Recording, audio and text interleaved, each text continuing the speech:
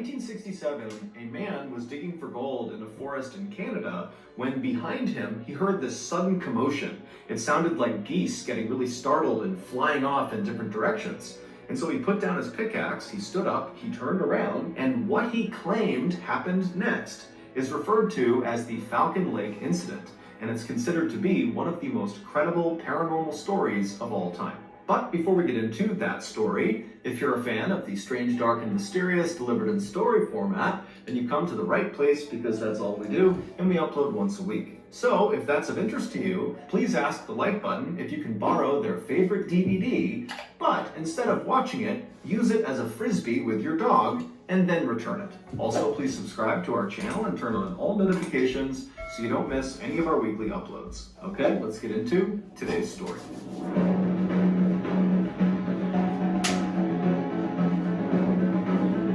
Run it back! Run it back! Hold on! And turn on all notifications so you don't miss any of our weekly uploads. Okay, let's get into today's story. No! Alright, hold on. We got this! Use it as a frisbee with your dog and then return it. Also, please subscribe to our channel and turn on all notifications so you don't miss any of our weekly uploads. Okay, let's get into today's story. Okay. Oh! That was a good clap. That was good. Sheesh! If I fuck this up one more time. Let's go. Hold on.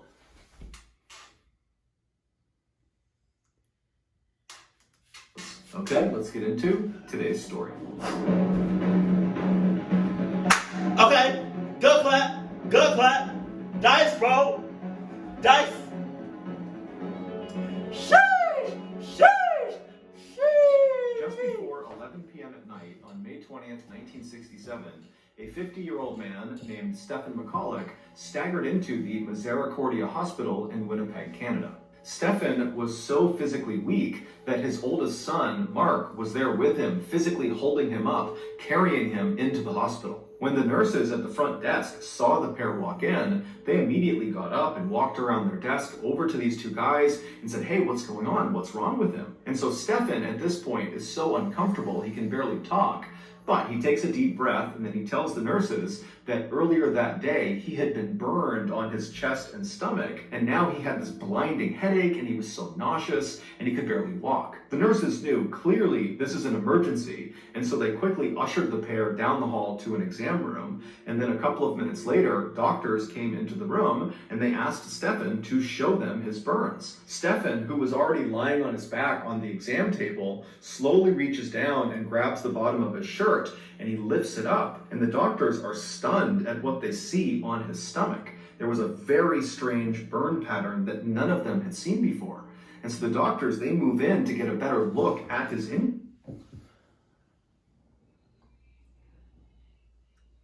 Them ghosts playing tic-tac-toe? What the hell going on? And as they're staring at it, they ask Stefan to explain how he got this burn. Now, what the doctors didn't realize is that Stefan was very conflicted. He knew if he told the truth about how he got this burn, then he would open himself and his family up to ridicule and skepticism. But as he's laying there and the doctors are waiting for his answer, he finally decides that the right thing to do here is just tell the truth. And so he takes a deep breath and then tells the doctors what happened to him.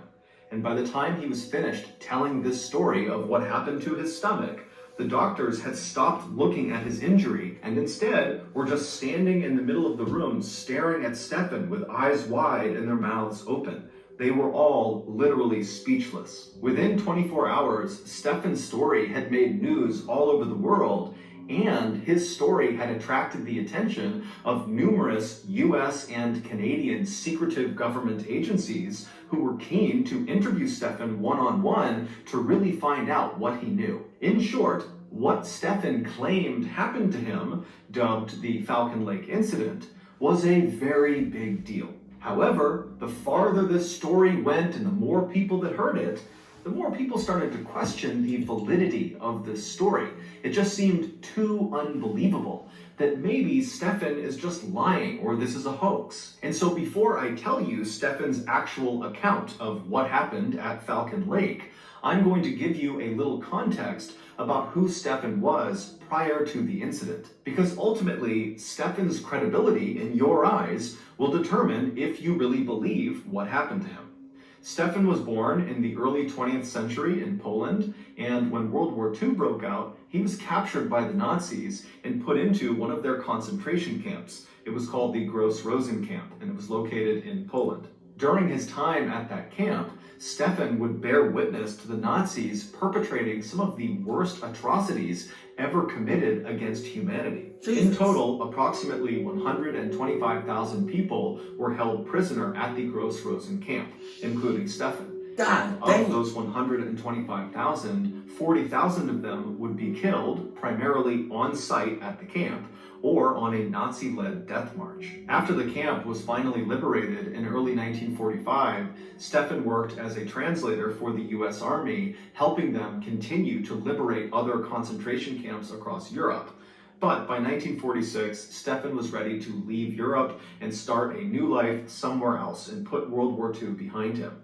And so he and his wife, who also was held in a concentration camp during World War II, fled Poland with their 3 young kids and resettled in Winnipeg, Canada. And for the next 20 years, the McCullochs lived a very peaceful life. Stefan would find work as a mechanic at a cement factory, and his wife and his kids would make many friends and fall in love with the Winnipeg community. However, the McCullochs' life would take a sudden turn for the worst on May 20th, 1967. That was the day of the Falcon Lake incident.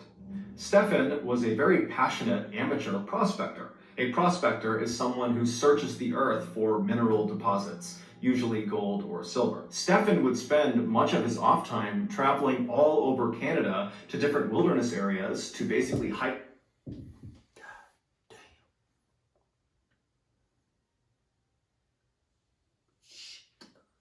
So I literally forgot what he does, like digging for gold and stuff. I forgot what he called it, but that job or that whatever he does is clucked because you going God knows where at all. Like I feel like at all hours of the night, maybe in the day. And then you go into the wilderness. One of y'all commented. I was like, what do you call somebody that just goes into the forest like all the time? And that's what this guy is. Something clucky. Not a foresty, or it's like I forgot what it's called, but I'm trying to make up a word for somebody that goes into the forest all the time, or to the wilderness, or to the woods. Somebody said it in the comment section of one of my videos. I forgot what they said, but that's that. That's them. That's him. Around the forest and up over the mountains, stopping to hack into the earth with his pickaxe in hope of discovering treasures underneath the surface. Now, Stefan almost never found any treasures on any of his prospecting journeys, but he wasn't really in prospecting for the riches. Stefan just loved being outdoors and being in nature. It was very calming and peaceful for him. And considering how traumatic his earlier life had been, being in the concentration camp during World War II, finding moments of peace in his life was very important to him. And so, in May of 1967, Stefan decided to go out on another one of his prospecting trips, this time to an area called Falcon Lake. Falcon Lake is a fairly large lake located about 100 miles. Lakes in general and big bodies of water, I get nervous.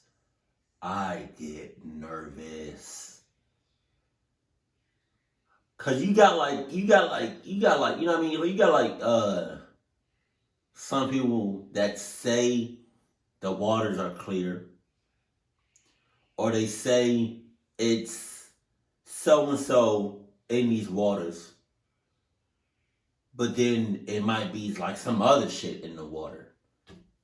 It could be, paranormal shit going on. There literally could be hundreds of bodies at the bottom of the lake. I do not like lakes at all. And this shit right here, this shit right here, this shit right here, this shit. What is that Cat Williams said? Like, if you just look at that picture, like, that shit looks clucked. To the east of Winnipeg. And surrounding this lake was a big forest that Stefan had heard contained silver deposits tucked away in the hillsides. And so on Friday, May 19th, Stefan was ready to go on this trip. And so he packed up all this prospecting equipment, he said goodbye to his wife and his kids, and then he left the house and made his way to the bus stop where he hopped on a Greyhound bus.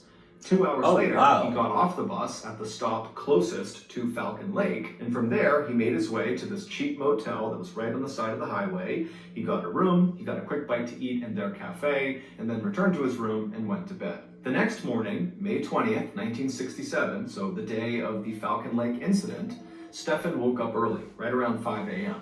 And by 5:30 a.m., he had all of his equipment either in his backpack or on his belt, and he was making his way out of the motel's front doors. Right outside of this motel was the highway that ran left to right, and on the other side of that highway was this huge forest that Falcon Lake was deep inside of. Look at that After shit! Stefan left the motel, he crossed over that highway and began walking into the woods. And for the next several hours, Stefan just kind of meandered his way through the woods. He wasn't... Several hours? Give or take 4 or 5 hours. In the woods? In the woods, bro. In the what? Stop. Not like on the side of the woods. For hours on end, you're in the woods. Jesus. On a trail, he was just using his compass to make sure he was generally walking in the direction of Falcon Lake. At around 9 a.m., so he's been hiking now for several hours, he looked up ahead and he saw there was a clearing on the side of this hill. And so Stefan walked into this clearing and 2 things became immediately apparent. One, he was right near Falcon Lake. From his perspective on this clearing, he could look down just a couple of hundred feet and there was the lake. And 2, the reason this clearing existed and why no trees were growing on it at all is because under his feet was just a huge rock face, like a quartz vein that was running across this hillside. And so this was like the perfect place for Stefan to begin prospecting. And so he set his things down, he got out his pickaxe, he got his welding gloves on, he put on his welding goggles as well. They protected his eyes from any rocks that were flying as he was hacking into the ground. And then he got to work. For the next couple of hours, Stefan very diligently hacked away at this big rock, but he didn't find any silver or anything else of note. And so around 11 a.m., Stefan was hungry and tired, and so he put his pickaxe down, he took his goggles off, he took his gloves off, and he sat down on this rock facing the lake to have some lunch.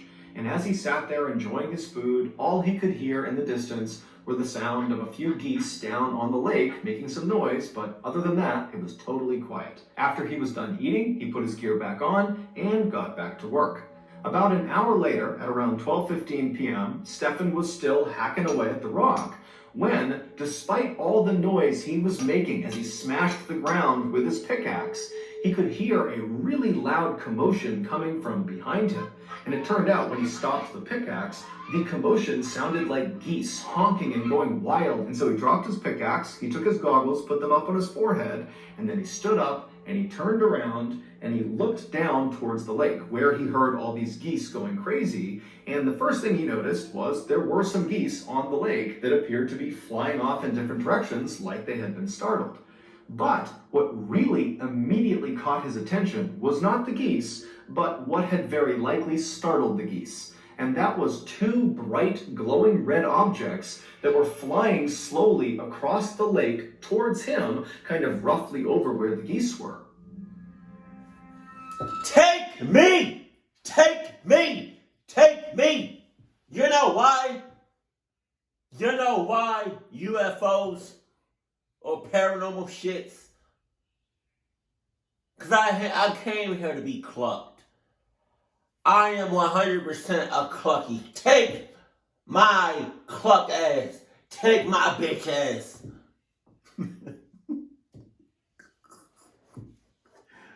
God damn it! That's gotta be a scary ass sight. I'm not even gonna hold you.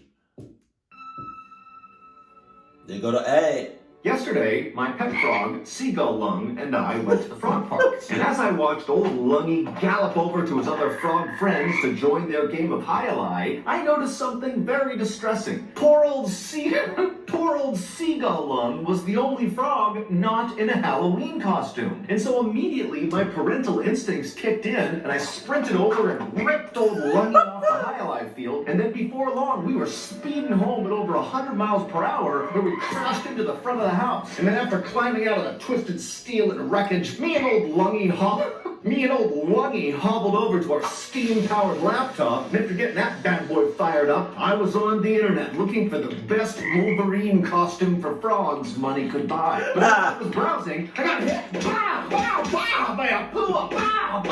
Luckily, old Lungy slapped me right in the coccyx and said, "Papa, tout tu vois, NordVPN." Papa, tu dois avoir. Papa, tu dois avoir. Papa, tu dois avoir NordVPN. Which, of course, in French means, Dad, we need to sign up for NordVPN. A VPN, or virtual private network, is a service that keeps you safe while you browse the internet. And NordVPN is the brand name in the space. Not only will NordVPN ensure all of your information stays safely behind their next generation wall of encryption, but also, most importantly, through their latest feature called Threat Protection, they will automatically block all those disgusting puas that keep preventing us from purchasing the best things in life, like Halloween costumes for frogs. So, be like me and old Lungy and sign up for NordVPN today. Right now, you can get a 2-year plan for a huge discount, plus 4 additional months for free when you go to nordvpn.com/Mr. Ballin. And it's risk-free with Nord's 30-day money-back guarantee. That's nordvpn.com/Mr. Ballin, or click the link in the description below. Okay, back to the story.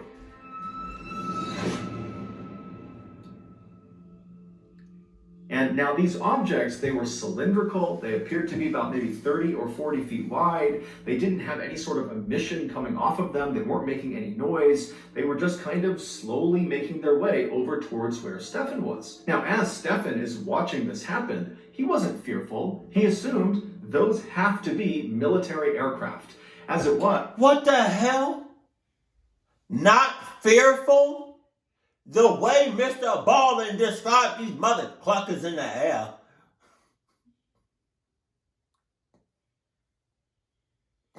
In the air. I would be shitting myself for 2 hours straight. Liquid shit. Maybe a little bit of corn in there. I'm sorry. That was too much. I'm sorry. I would be scared out of my ass. God. Hell no. Man. This part of Canada, Falcon Lake, is very remote. There's not many people around. And so, logically, it made sense that perhaps there's a military that's doing training exercises in this area. And so, feeling much more intrigued than fearful, Stefan just continued to watch as these red aircraft got closer and closer to his side of the lake. And then, when these two craft were about 200 feet away from where Stefan was standing, That's close they as came hell. to a stop, and they were just hovering in the air. And then one of the craft suddenly turned orange and began going up into the clouds, and then at some point just vanished. And then the other craft, instead of going up, just continued descending very slowly, now very clearly towards this open rock face that Stefan was standing on. Now, again, Stefan was totally convinced that these were military aircraft, conducting some sort of exercise, and so he's not fearful. He is just intrigued by what he's seeing. And in fact, by this point, he had convinced himself that this second aircraft that was now coming down to land on these rocks must have experienced some sort of issue, and they were landing in order to fix it. And Stefan even thought to himself, well, hey, I'm a mechanic. Maybe I can help the pilot or pilots with whatever's going on with their craft. Once the craft finally did touch down on the rocks about 100... My ass. I'm not helping shit but hauling ass. That was smooth. Hold on now. And 50 feet away from Stefan, it changed colors from red to stainless steel with an orange glow around the outside of the aircraft. And inside of this craft, a really bright purple light came on that Stefan was only aware of because there was a couple of small holes on the outside of this craft where this purple light was coming through. But these little rays of purple light coming out of this craft were so bright that it actually was hard for Stefan to look directly at the craft. And so his welding goggles were still on his forehead, so he pulled them down, put them over his eyes, and his welding goggles had a kind of tint to them, so it was like he was looking through sunglasses, and with those on, he was able to continue looking at the craft. And so through his goggles, Stefan is still just standing in the same spot where he first saw these craft, and he's watching this craft that's now landed 150 feet away from him. Jesus! And he's fully expecting any minute for the pilot or pilots to come out of the craft and explain what's going on. But at first, nothing happens. And so Stefan is just standing there waiting for something to happen when he realizes he has his sketchbook in his pocket. Stefan liked to bring his sketchbook along on his prospecting trips. Oh! I love proof. I love videos of shit. I love pictures of shit. Are we about to see a sketch? Oh shit, let's go. Okay. Does he like to sketch things? Come on. And so he figured while he waited for the pilot or pilots to emerge, he would sketch the craft. And so for the next couple of minutes, that's what he did. And then after he was done sketching it, he... Look at that shit. Look at that.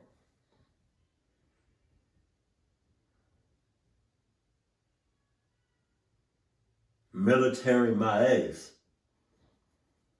Shit. That's shit. Shit.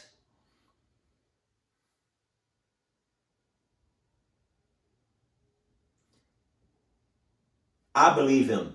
I believe him. I do.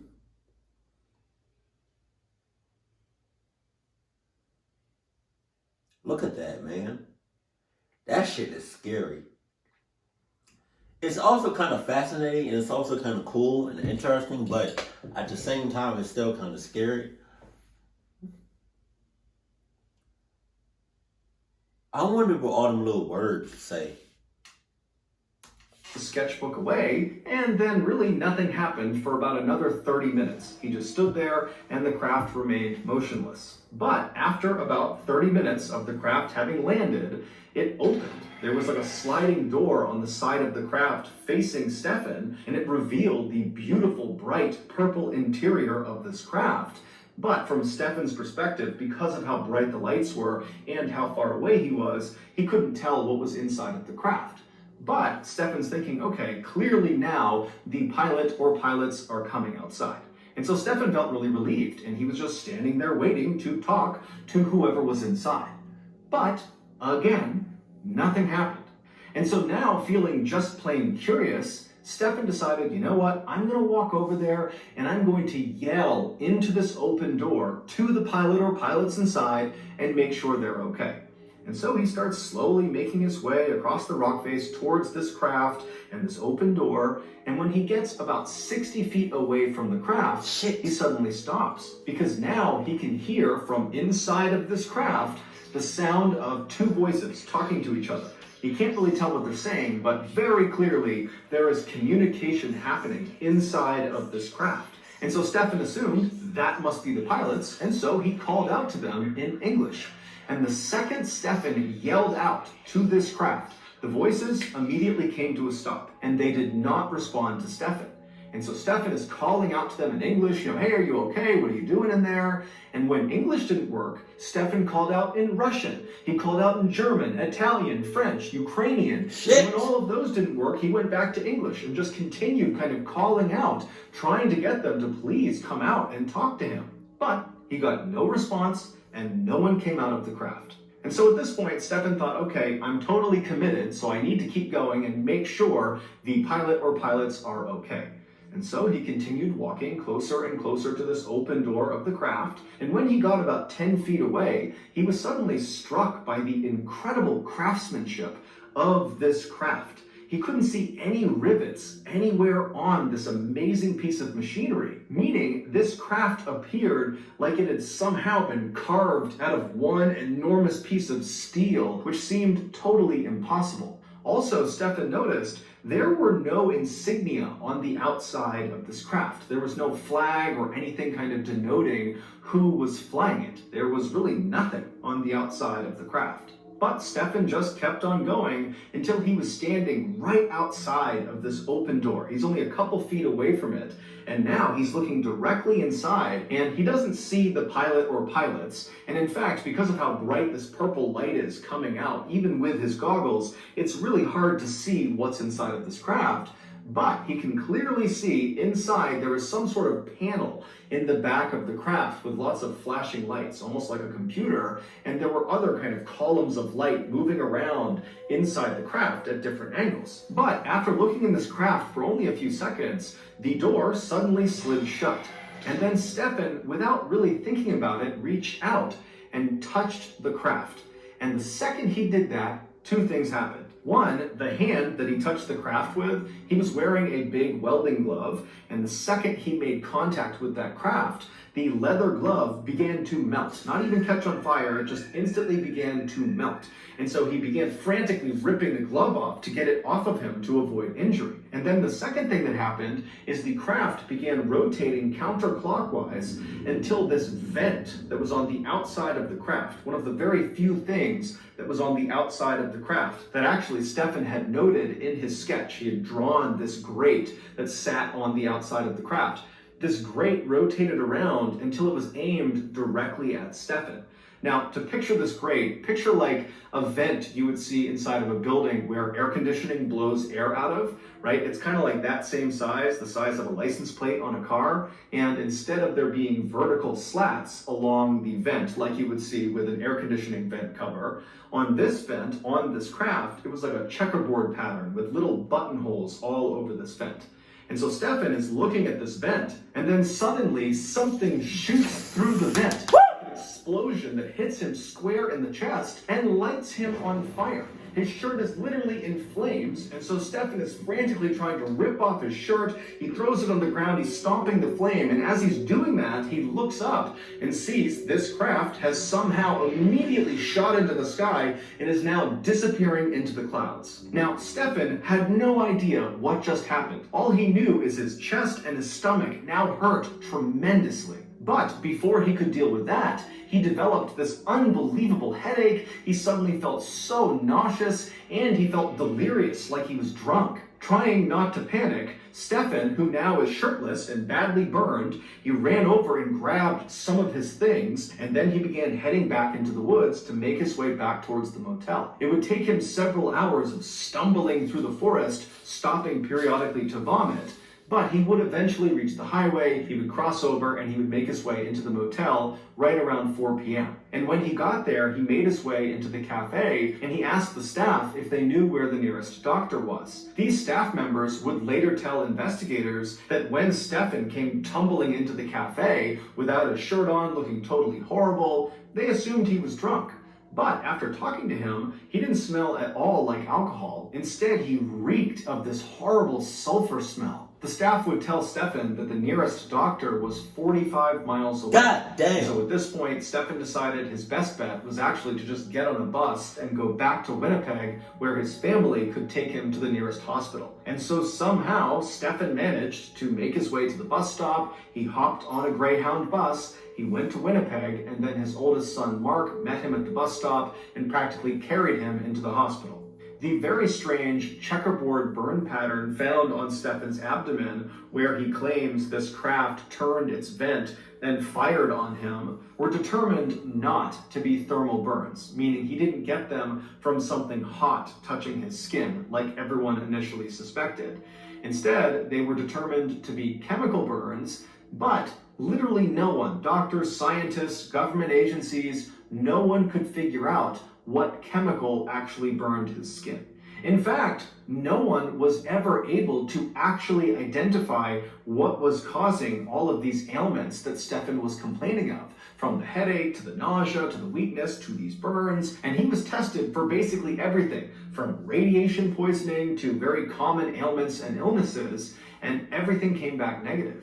Experts would go out to Falcon Lake, to the area that Stefan described seeing this craft, and sure enough, they would find an open rock face, and right around the area that Stefan described was this circular burn pattern, as if something had been perched right there that shot some sort of exhaust into the ground, and the area around this landing site was determined to be highly radioactive, although it is assumed that the reason that area is radioactive is because there is a vein of radium that runs underneath the rocks near the area. However, what no one could explain away were the 3 identical pieces of what looked like metal, which actually turned out to be a very rare type of silver, that were located near this burn circle. Now, even though the Falcon Lake area was known apparently for having silver deposits up in the hillsides, this silver, these 3 pieces of silver, were not from the hillsides of Falcon Lake. This silver was heavily manufactured. Someone, something, some machine had manipulated the metal to bend and be cut in a very particular way. And all 3 of these pieces of very rare silver were highly radioactive. They would also find traces of this very rare type of silver that seemed to have seeped into some of the loose rocks that were inside of that burned out circle, almost like the silver had melted into the rock. But despite these pieces of evidence that do seem to suggest that Stefan really did see some craft land on these rocks, and despite the fact that the US government and the Canadian government both thoroughly investigated this case, and they were not able to debunk it, they basically said, well, something happened, but we don't know what. Despite all of that, Stefan and his family's lives were forever upended after this incident. Stefan was ridiculed and accused of lying and of being crazy, and his kids were unfortunately bullied at school. Shortly before Stefan died in 1999 at the age of 83, he was asked if he regretted coming forward with this story. And he would say, yes, I wish I never told anyone. But he would also say, at the time, he really felt like he had a duty to tell the world about what happened. Stefan never changed his story, and he never came out and said, I think this craft came from another world, another planet, another universe. He just said, look, I think it was an experimental aircraft. That's it. He also never made a dime on this experience. If anything, he lost money because he paid to write a 40-page pamphlet that explained what happened to him, and then he left all these copies on his porch. So if news people showed up or if nosy neighbors showed up and had questions, he would just point to the stack of the books and say, take one and read it. First, I want to say that I 100% believe him, right? And the reason I say that is because he was very detailed in what he said and with the sketch. Mind you, there were some words on that sketch, and I kind of want to know what the words meant, but I believe him. And if I was him, on some real shit, I probably wouldn't have gone that far, like within a couple of feet. I probably would have, got some distance. But if that was to happen now, best believe I'm recording that if I have the chance to. But that was definitely some UFOs going on. Shit. Alright, man, it's just, man, the way he described it with such great detail. Like, if he was lying, he did a great job, but I really don't think he was lying. I don't want to believe he was lying. But that whole experience is just crazy, yo. Crazy. 2 aircrafts? I wonder what would happen if he just kept his distance.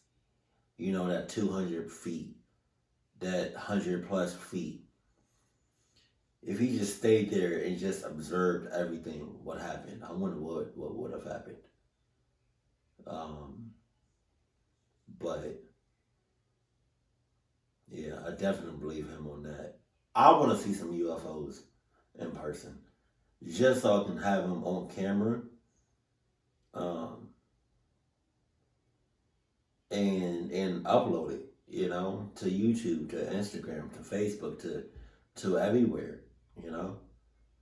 And now, regardless if outside of my fans, if they believe me or not on the video, that's up to them. But I know you all would believe me because, you know what I mean?